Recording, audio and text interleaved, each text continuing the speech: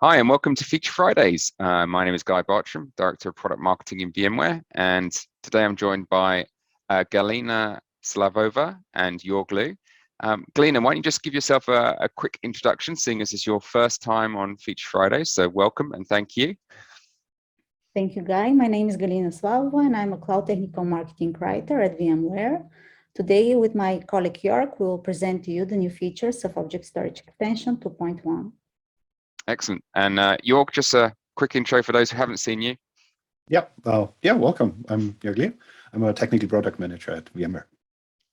And first of all, I guess a short apology to everyone because we haven't had a Feature Fridays for a few weeks. It's been a very crazy time with VMworld and other events going on, but we're going to get back on track now and try and get a Feature Fridays every Friday because there has been quite a few key announcements around VMworld. VMware's been, pushing out a lot of new product updates, and Object Storage Extension is no exception. I think this came out at the end of September. Was that right, Galina? 2.1? Yes, it rolled out on September 24th, and it's available to our partners to start using it and take advantage of all its new features. Great. So, I mean, it's a great update as well. There's a lot in it, and we'll get to that in just a second. I think this is a good time because, with VMworld, people may have lost a lot of the announcements just before VMworld because there was so much that we announced this year. Really great stuff and great innovation. So let's dive straight into it. Now, 2.1 is the version we're talking about, released in the end of September, like Galina just said. Let's start talking through what's new in 2.1, Galina. The new features and enhancements in Object Storage Extension 2.1 are, as shown on the screen, are the following. For provider administrators, there is global bucket sync policy that can be executed on demand or scheduled, and also provider administrators can create Cloudian storage policies that can be edited by tenant administrators later. And for tenant administrators, the highlight of this Object Storage Extension release is the Kubernetes Backup and Restore feature. With this feature, tenant administrators and tenant users can backup and restore Kubernetes clusters. Another feature available to tenant administrators is subordinate roles that can be applied to tenant users. With that subordinate roles, tenant users can do specific things on vApps, catalogs, and external Kubernetes clusters. As I said in a second, tenant administrators can edit a default global storage policy set by provider administrators and use specific storage policy for the tenant organization. And for tenant administrators, they can also restore archived S3 objects in AWS. What is specific here that S3 objects that are part of the Glacier and Glacier Deep classes cannot be viewed in Object Storage Extension in case they are restored. And after that, they move from archived objects to frequently accessed objects, and their content can be viewed on Object Storage Extension user interface. And another, the list is long, another feature available to tenant administrators is that they can directly import and export vApps from Cloud Director. This allows them to quickly export and import their important vApps without switching to Object Storage Extension. And another enhancement is that there is an S3 API endpoint available for S3 client access for tenant administrators. The list goes on, and we have We have more features available in Object Storage Extension. I will mention a few more. We have CLI support for S3, CLI support to configure Object Storage Extension when when it is configured behind a network using a proxy server. You need to provide a few settings to configure Object Storage Extension so that it can connect in a network using a proxy server. So another feature that is available to cloud providers is integration with VMware Analytics Cloud. This is related to the VMware Customer Experience Program, and cloud providers can accept the conditions of this program, and they can with this they allow VMware to collect specific data related to the product usage, and VMware only collects data that will improve its product offerings. And the final feature that's the final enhancement that is available in Object Storage Extension 2.1 is the improved retrieval of bucket object count. Now it took a lot of time in the previous releases the bucket object count to be displayed on OC, and now this bucket object count is now much faster to be retrieved. And with that, I think I covered the features and enhancements in Object Storage 2.1.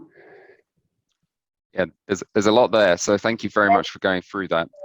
Maybe let's look at this a little bit and look at some of the key ones here and talk about the kind of new value that they're bringing for the provider. Let's start with, and we're on the topic of buckets as you finished up there. Let's drill into the global tenant bucket sync. Now, traditionally you may have tenants in multiple sites with multiple different buckets. Previous to 2.1, was there a sync capability there? And did you have a single view of your tenant buckets, or was this all distributed per Cloud Director instance?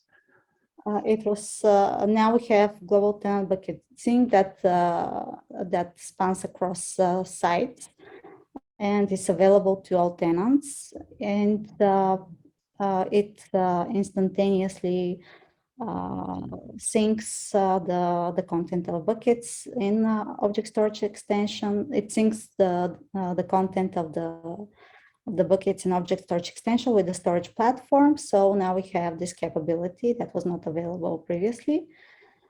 And this is, sorry, Galina, this is just syncing the metadata view, right? This isn't actually syncing the real data. Yes, it syncs. It syncs the data between OC and the storage platform. Okay, but that's not the actual data that would be on the object storage itself. It's the metadata view of that data, right? Yes, it's the metadata view of that. Yes. Okay, that's cool. And I guess the next kind of big one I'm looking at is the K8 Kubernetes cluster backup and restore. We haven't had that capability before, and obviously with Tanzu being introduced to VCD, Tanzu Basic now included in Flex Core, there's a lot of capability there that providers can start to sell to their customers, and backup and restore is obviously going to be an important aspect of it. Jörg, do you know what's the kind of capabilities of this functionality in relation to the Kubernetes clusters that will be running? Is this sort of a UI based API? Well, it's actually both. So it's UI based. You can select your Kubernetes clusters and define some backup policies for them, and then agent will be installed. Regular, I think, Velero backup agent will be installed into the Kubernetes clusters, and use the buckets in Object Storage Extension as an endpoint to store the data of the cluster configuration and the cluster data. And the interesting part is that it's, well, it works very flexible with Kubernetes clusters that are managed by container service extension in CSE, but you also can provide a generic kubeconfig configuration file and point it to any Kubernetes cluster that runs, well, either in VCD or anywhere else. So that doesn't really matter where the Kubernetes cluster runs. And that's something that can be, it's in a self-service capability for the tenant. So as a service provider, you can use this really to offer automatically additional capabilities for your tenants to have backup and restore for Kubernetes clusters. No matter if they are part of a container as a service or Kubernetes as a service offering, or if it's just something where as a provider, you know that your tenants are running Kubernetes clusters and offer them that as an additional functionality that they can use. Yeah, that's cool. And does it have the same sort of scheduling capability and all sort of the backup functionality that you'd expect? Yeah, we will see that later in the demo that you have some pretty flexible backup scheduling options there. Okay, excellent. And I guess I'm just looking at the next thing here would be, and I found it quite interesting, Galina, you were saying about the archive S3 objects in AWS. So there's this very, very long-term archive where data is, not going to be accessed frequently, and we can't actually view that, right, until we make a request to move it into the frequently accessed bucket. Yes, this is how this feature works. You select such an object in the OC interface, user interface, and then you apply the restore option to it. And after that, this object can be seen, its content can be seen. So this would be a really useful use case for something like medical records or police videos, for example, criminal videos, where you're going to have to keep those for quite a long time, but you need to be able to instantly get them back if you're in court or you're in a surgery.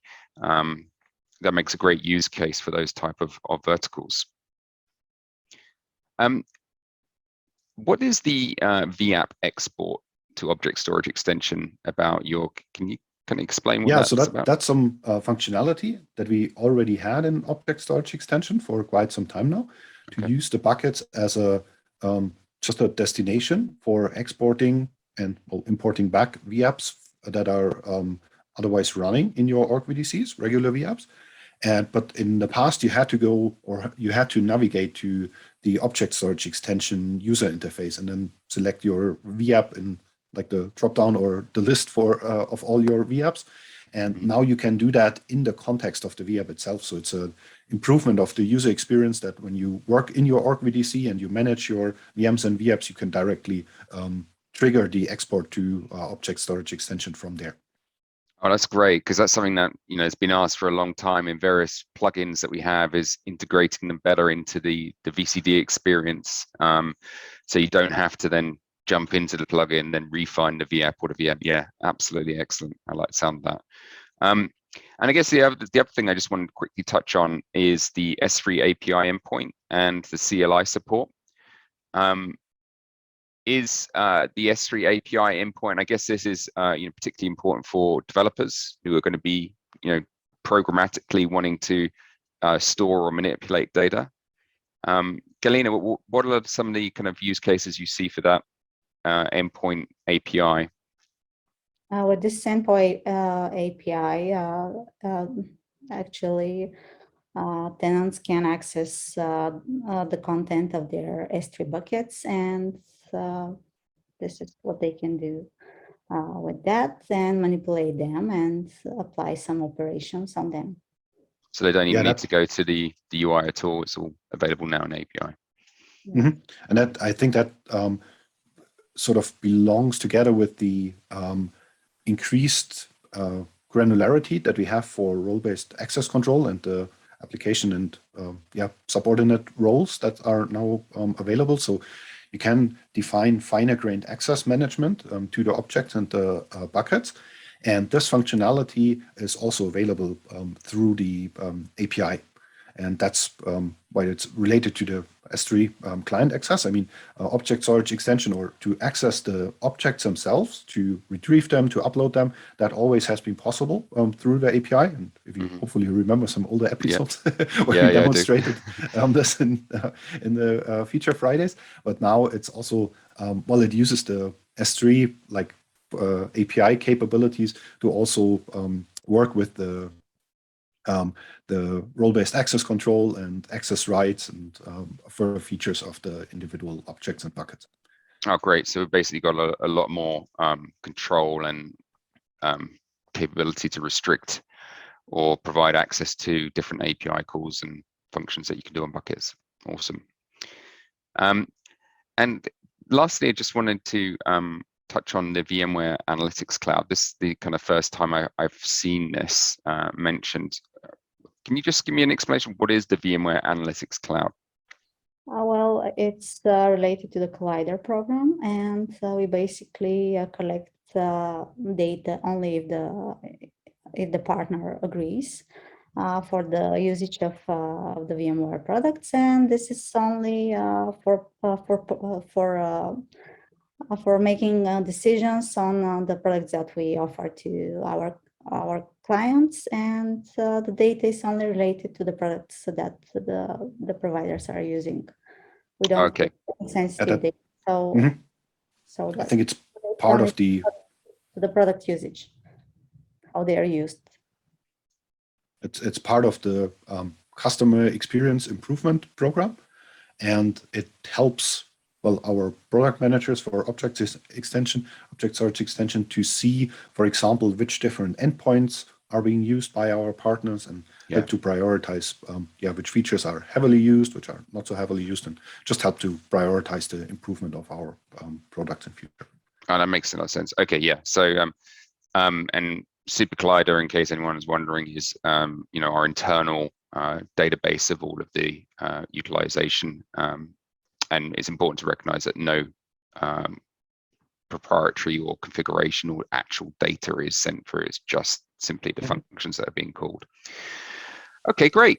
Well, listen, that's I think that's enough on this slide. Should we dive into the demo, Galina? I know you have a video you want to walk through of the functionality. Okay, so just a second. I need to switch to, I'm sorry. No problem. Okay. Switch to the demo. Here I will start with the global bucket synchronization policy that is available to provider administrators. Here, as you can see, we schedule a bucket synchronization policy. We need to provide the sync interval and the threshold for the S3 objects. After this, when this threshold is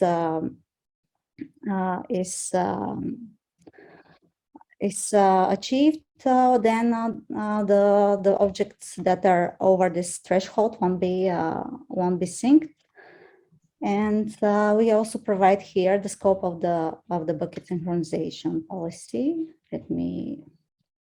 The tenant scope is basically about if we will apply this bucket synchronization to all tenants that are part of the local site, or if we apply this policy to the multi-site tenants. Here I will present how a new Cloudian storage policy can be created as a provider administrator. And for this, the Cloudian storage policy is about replicating the S3 objects across the data centers where the Cloudian nodes reside. And here we. And if you're not using Cloudian, Galina, if you're using like another third-party S3 object storage solution? This is only for Cloudian. Okay. For Cloudian, and it is not applicable to the other S3 platforms that can be used with object storage extension. Okay. And basically, what we see here is creating a Cloudian storage policy for the tenants. Mm-hmm. It's a default storage policy which can be edited by the tenants.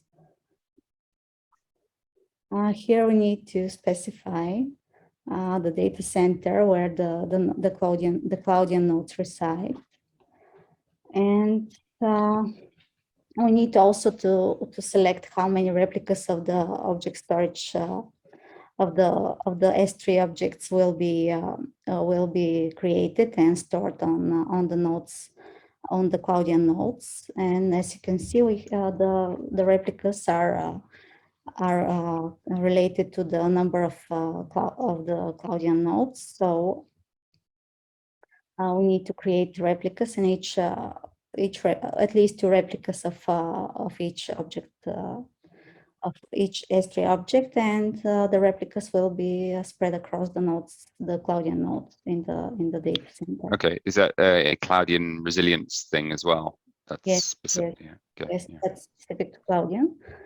And this is what we do here, is to specify the distribute scheme is automatically presented to us, and it is related to the number of data centers where the Cloudian nodes reside. There are other distribute schemes available, and they will be shown if there are more data centers where the Cloudian nodes reside. Yeah, so that is something where Cloudian specific functionality gets available or made available in the object storage extension UI, and that allows service provider partners who use Cloudian as a storage endpoint to just create different offerings, service offerings with different availability or durability settings on their Cloudian storage and publish them to the different tenants. So it follows like the same paradigm as usual that we have in Cloud Director, that you can offer services and functionality on a per tenant base, and then of course monetize these features based on your business model as a service provider partner.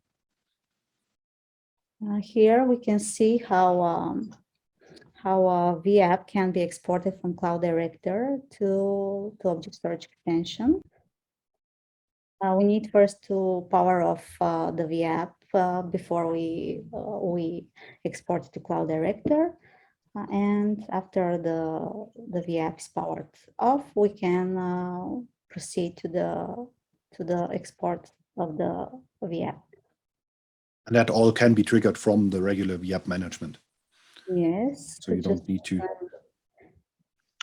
Yeah, so I'm guessing there'll be something in the actions menu here. Yes. There you go. The actual procedure, you select the powered off vApp that you want to export to Object Storage Extension, and you then wait until it is exported to Object Storage Extension. That's taking a copy of all of the VMDKs and all of the configuration, everything within that VM. Yeah. Yes. Yeah, that's a very powerful mechanism that allows you, because once these vApps are stored on object storage or in your object storage bucket, you can very easily share the links, create access control policies, and migrate them or move them. Yeah, just access them via HTTP, which is much easier than sharing like vApps across different VCD installations as a provider. If you want to offer that like as a service or as a tenant, share catalog items or vApps between different environments, perhaps download them to an on-prem environment and import them back to on-prem vCenter, for example. So this allows you to just use the object storage buckets as a store for the vApps for these procedures. We will now continue with showing Kubernetes backup and restore functionality. Here we have Kubernetes clusters that are either detected by Object Storage Extension or have been uploaded to Object Storage Extension. Here we have 2 types of Kubernetes clusters that are shown in Object Storage Extension. Object Storage Extension automatically detects Kubernetes clusters that are managed by Container Service Extension, and also Object Storage Extension can backup and protect Kubernetes clusters that are external and have been uploaded to Object Storage Extension. Here we will present how we will backup and restore an external Kubernetes cluster. It was previously uploaded to Object Storage Extension, and here we will demonstrate this backup and the backup process. Sorry, Galina, just pause it for a second. When you say external versus native, native is discovered via Container Service Extension, CSE. It's a vanilla Kubernetes cluster, which kubeconfig YAML file has been uploaded to the Object Storage Extension. And with this Object Storage Extension connects to that external Kubernetes cluster. Okay, that's pretty cool. That's a great feature. Yeah, absolutely, because I mean, we use the power or the functionality of API of Kubernetes as an abstraction layer here, and it allows you to just import. When you add that external cluster, it allows you to import Kubernetes configuration file from whatever Kubernetes cluster and wherever that runs. So as long as that Kubernetes cluster has outbound network connection to the object storage endpoint of VCD, this backup works, which creates a lot of cool new business cases for service providers to offer backup for Kubernetes clusters that your end customers might run on-prem, for example, or even in other clouds. Yeah, exactly. As long as there's a route to it. Like it. I will continue with the demonstration, and we specify what will backup and when this backup schedule will be executed. We specify here whether we want to backup the whole Kubernetes cluster or part of it. Here we will select a few Kubernetes namespaces that we will backup. And we can also specify labels, which can also help us to select which Kubernetes cluster objects we can backup. And there's no, I'm not familiar with the agent that gets deployed at this point, but there's no interruption to cluster operations, is there, while that's being deployed? Oh no, the backup agent is installed when we select it for protection. It's invisible for the end user, and it basically does the backup and restore. And the mechanisms that we use here is called Velero, which is like a backup solution built for Kubernetes, an open source project, but sponsored by VMware, by our Tanzu team. Yes, Velero does the backup and restore, and we will see what will happen after this backup policy is created.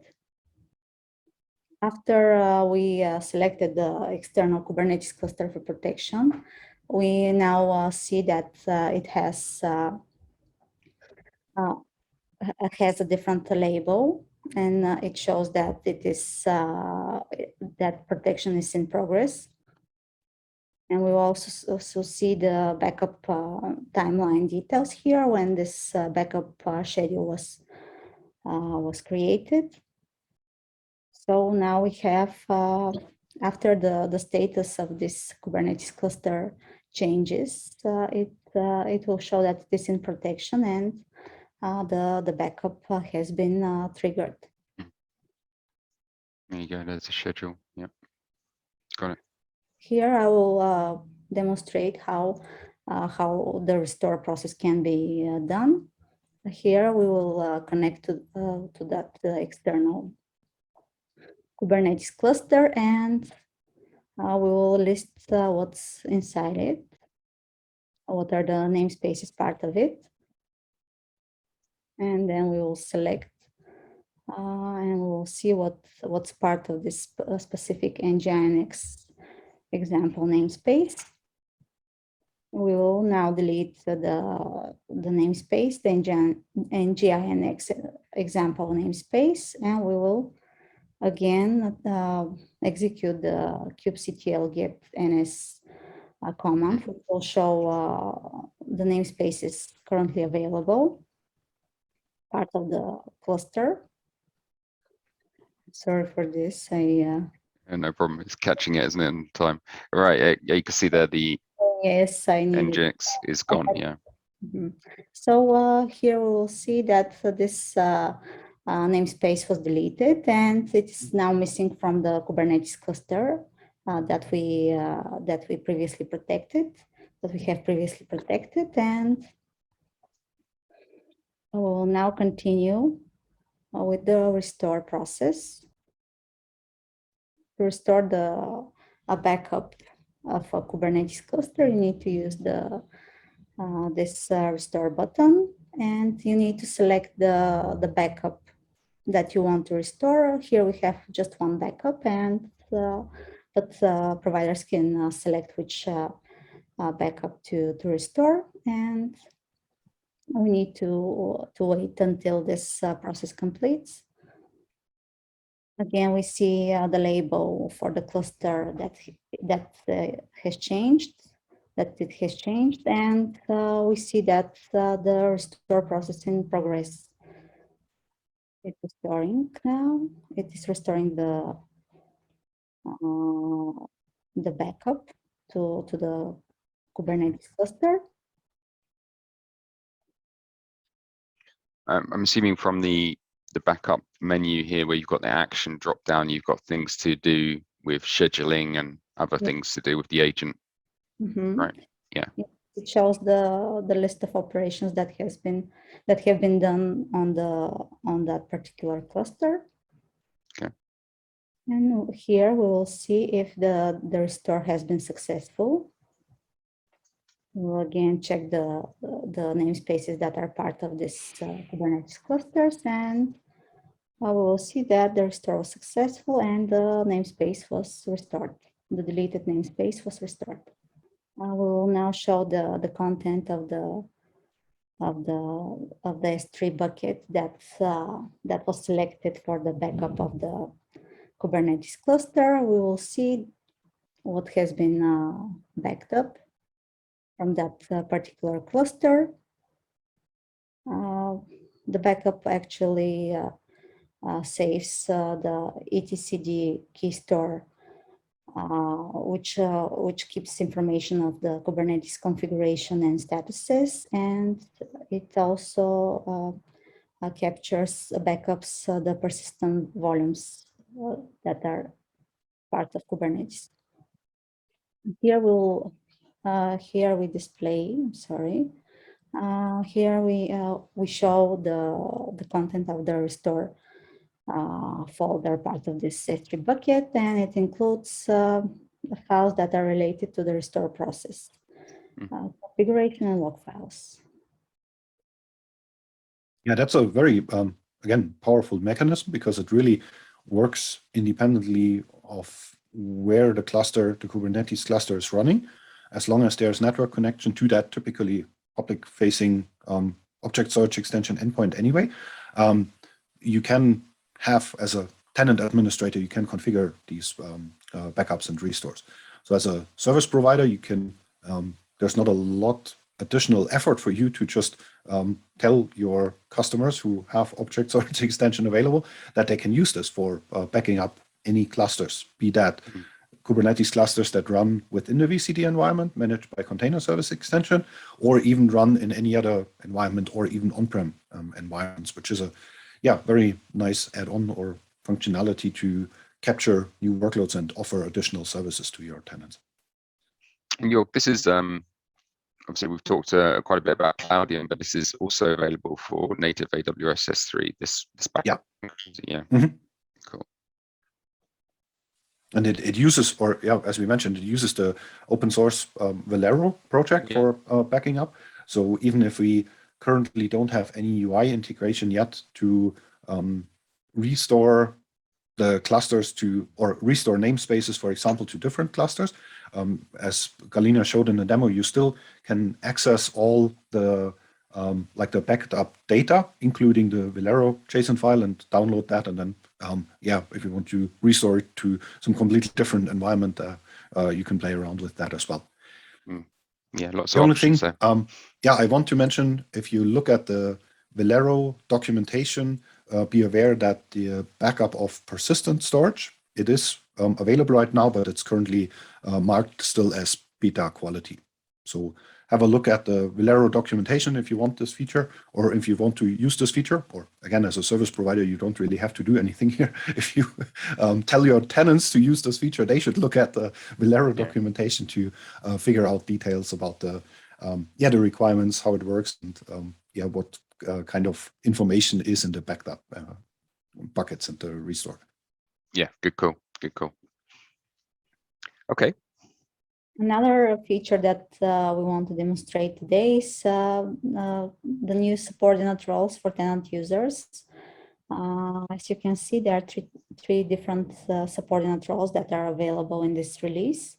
vApp contributor, catalog contributor, and Kubernetes contributor. The different subordinate roles define what the tenant users can do with vApps, catalogs, and Kubernetes clusters. Here we demonstrate how we will apply a Kubernetes contributor role to a tenant user, and what this user will see after this role is assigned to him. This is the Kubernetes contributor, right? Yes, it's the Kubernetes contributor role that we assigned. And as you can see, the user can only work with external Kubernetes clusters. And to work with them, this tenant user needs to add an external Kubernetes cluster here. The tenant user needs to upload the kubectl, the kubectl YAML file to connect to that Kubernetes cluster that he wants to backup. And this is another feature that I want to demonstrate. No, it's not. It's part of the Cloudian storage policy, but here tenant administrators can edit the default storage policy that was applied to the organization. They can even select a specific one that they want to apply.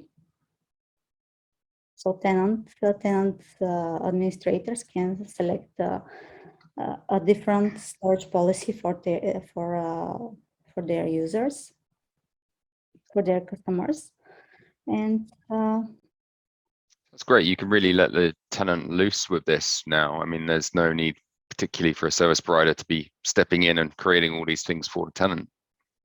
It's now pretty much self-serve and self-fulfill. Yes, that's the case. So here, this is the last feature that I will present today. This is the AWS Object Restore. As you can see, here we have an object that is part of the Glacier storage class, which means that it is archived object and cannot be accessed on a whim. Its status needs to be changed from archive to frequently accessed, and this is what we do here.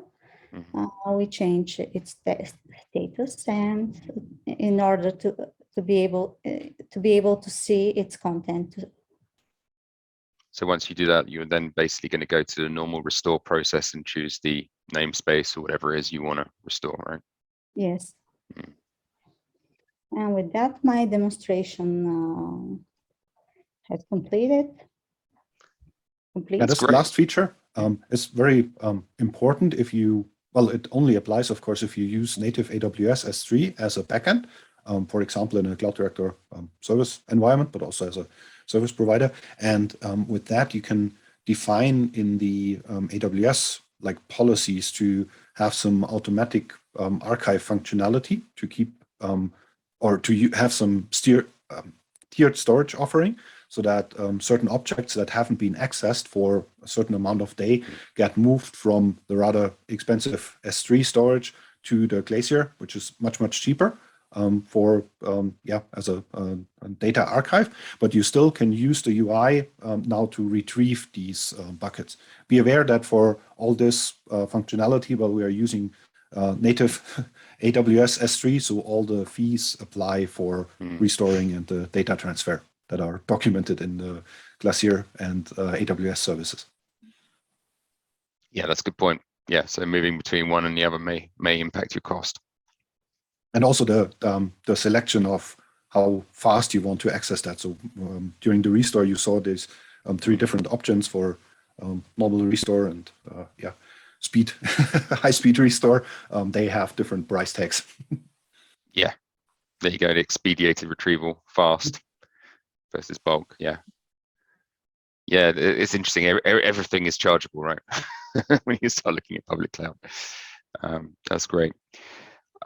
Galina, that's been really good. I've got a really good grasp of the new 2.1 functionality now. I'm particularly pleased to see the Kubernetes backup and restore stuff. I think that's a great addition to this service that cloud providers can now instantiate for free.